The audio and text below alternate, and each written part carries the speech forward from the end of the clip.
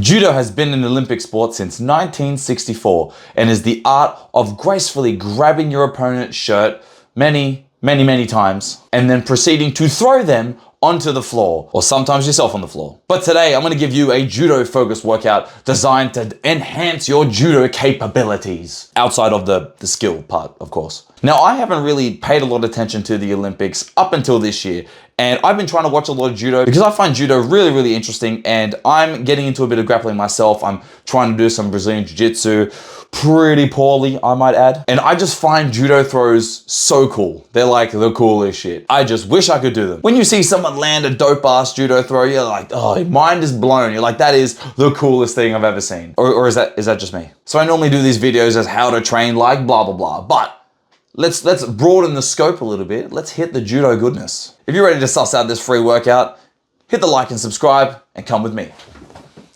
So the first thing we're going to work on today is a variation of a deadlift, because in judo, especially the kind of hip throws that they do, they want that kind of flexion and extension, powerful extension of the hips. Like when you go for those judo throws and you're here and you've got to like extend here and boom, that's what we're trying to work on, that explosion. I'm a big fan of the uchimata, like swinging that leg, smacking some people. Not that I'm good at it, but you know, as you can tell by that technique there. So we're gonna work on the single leg RDL variation, which is basically gonna strengthen that exact range of motion. So you're gonna grab a cheeky dumbbell, all right? We're gonna focus on one leg. Now, whichever leg is going to be your post, the opposite arm holds the weight, okay? So from here, my right hand's gonna hold the weight, left leg's gonna be the post. Keep a slight bend in that lead leg, but I'm gonna try and keep that right leg as straight as I can. And all I'm gonna do is hinge at the hips. Same concept as an actual deadlift, right? I'm here, and I'm just gonna guide that weight down, and then up, boom, okay? And I don't ever like to really plant that supporting foot. I like to keep it pretty loosey-goosey there. And we're just gonna go down, and up, bang. So you can do 8 of those each side. Let's see how good my left side is. Down here, oh, it's a bit shakier. Oof. So you're gonna do 8 of those each side, and as soon as you've done that, put that dumbbell down gently, and you're gonna go to a cable machine. Now with dumbbells, you can take the dumbbell with you to a cable machine, so it's quite easy to set up in any kind of regular gym space.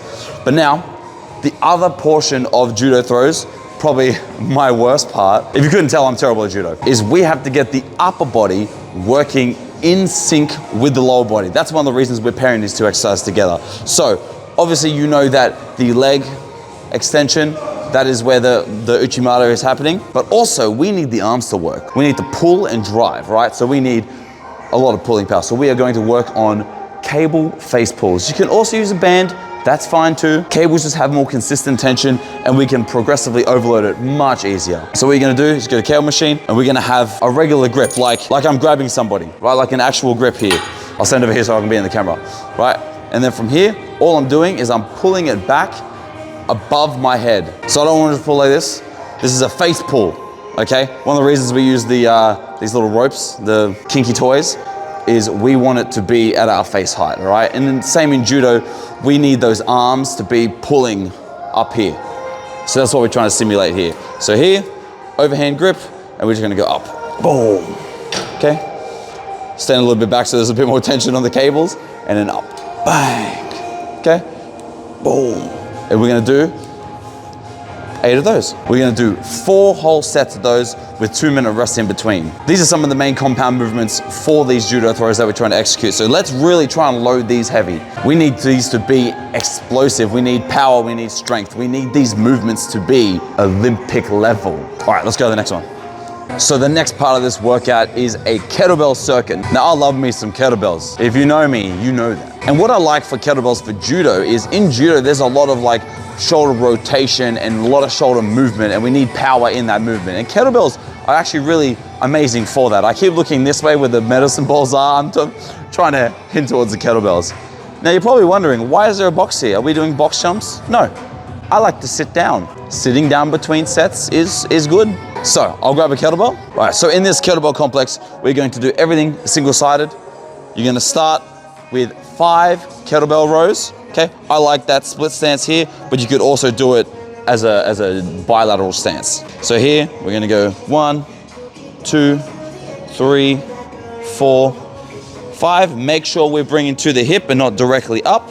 As soon as we've done 5, we're gonna go straight into 5 cleans. Once again, make sure we're catching it in this racked position, wrist straight, okay? Down to the floor, boom. We're gonna do 5 of those. 3, 4, 5.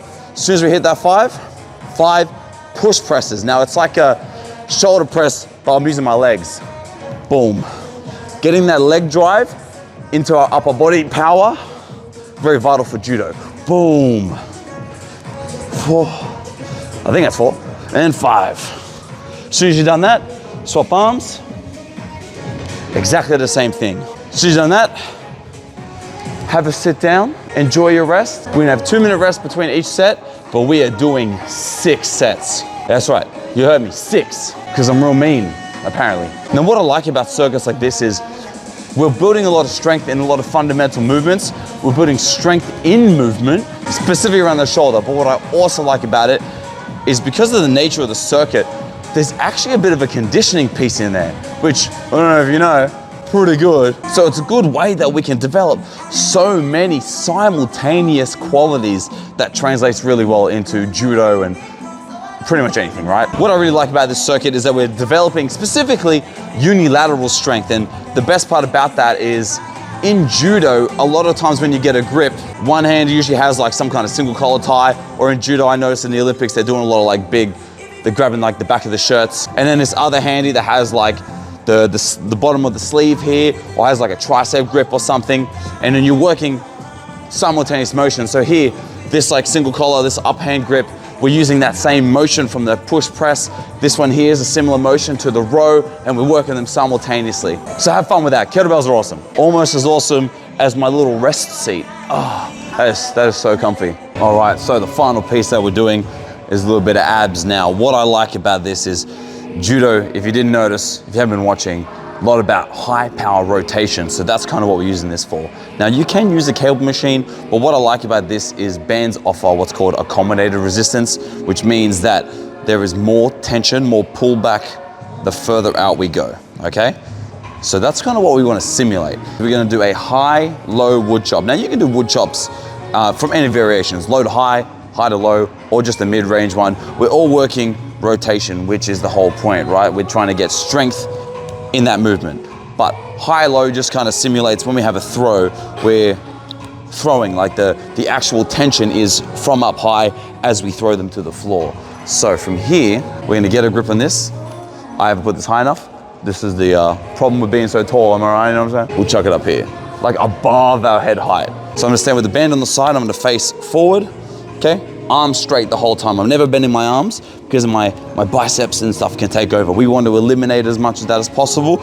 We want to focus on your trunk working the most. So from here, arms straight, and we're gonna go from a high position, almost like my fist in line with my face, and I'm gonna go down to my hip.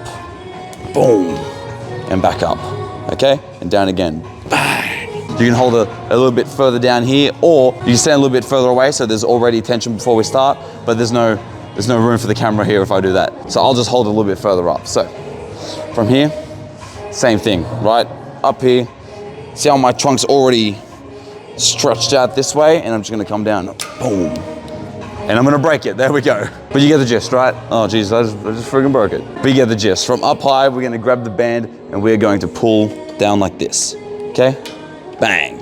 And I want 8 reps on each side, as explosive as possible. From here, boom, and let's hold it at the bottom so we get that little bit of like isometric tension here. You're gonna have about 60 to 90 second rest depending on how good you're feeling, and you're gonna do 3 sets. Try not to break it, but damn. Now I know what you're thinking. I normally chuck in some kind of conditioning piece to the end of these workouts, and I didn't do it today. Well, one, that kettlebell circuit, that kettlebell complex it's a bit of conditioning in itself. If you've ever done a kettlebell complex, you know what I mean. They're a thing. But also I find that a lot of the conditioning that you're gonna get is from participating in the sport itself. But also, I'm a pretty big fan of also doing conditioning as a separate day. So you have like your strength, resistance focused days, and then you have your conditioning days. So that's just something else I was kind of playing around with. And I mean, look, if you really like the assault bike that much, you do it. Just do it. who am I to hold you back? But anyway, I hope you enjoyed the video. If you haven't seen my last video of how to train like Leon Edwards, make sure you go suss that out. Like and subscribe for some more goodness. I'm gonna aim to get the next video out next week, and it is on Israel Adesanya as he challenges Dricus du Plessis. I think I said that right, I don't know. But there should be a video coming out next week, so make sure you stick around, and I'll see you then.